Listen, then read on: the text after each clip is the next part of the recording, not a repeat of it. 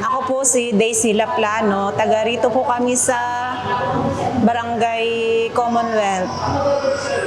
Ako po isang volunteer at nagiging social action coordinator sa aming feeding program ng San Pedro Calungsod Mission Area.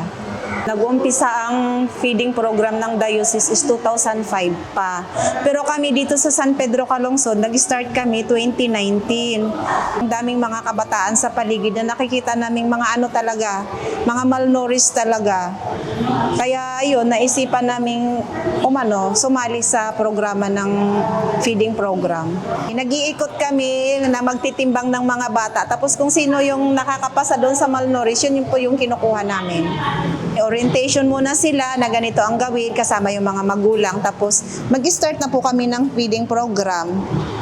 So nagpiprepare kami ng pagkain, usually mga 8 o'clock, luluto na. Tapos ang kain nila is 10 to 12, 5 days a week, from Monday to Friday lang po.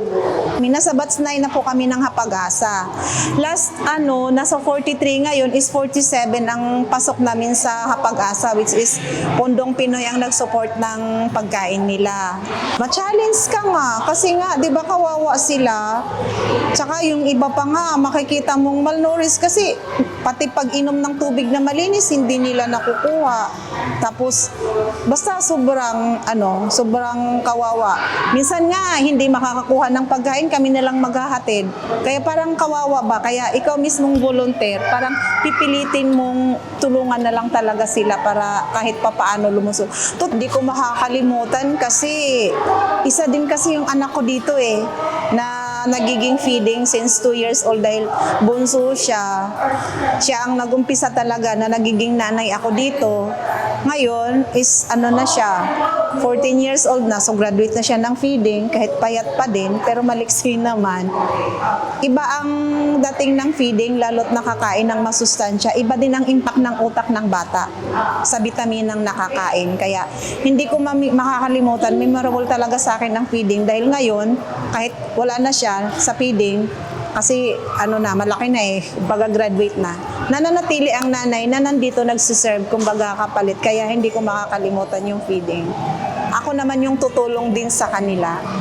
Ang Pondo ng Pinoy, sila yung nagbibigay ng food allowance sa mga bata na tag 15 pesos a day. Kaya maliit na halaga man yan, malaking impact yan sa tao. Hindi nagbibilang ng malaking pera, pero yung tulong na naibigay mo, hindi nila makakalimutan at nasolve pa yung gutom nila sa tulong na ibinigay mo. Maraming bata talagang natutulungan, lalo na dito sa mga areang depressed area. Marami talagang batang nangangailangan ng pagkain, tulong talaga. Saka lagi namin ini-encourage na mag-feeding talaga dahil iba yung health development, lalo sa utak ng mga bata. Meron talagang impact, lalo na ang pagkain ng mga masustansya, manapak. Number 1 talaga, nakakatalino. Para po sa kaalaman ng lahat, I encourage all na suportahan po natin ang Pondo ng Pinoy at saka yung Fast to Feed program para po marami tayong matutulungan ng mga kabataang malnourished na kumakalam sikmura. Support po natin sila dahil yan po ay malaking ambag sa mga kabataan hanggang paglaki nila, hindi nila makakalimutan po.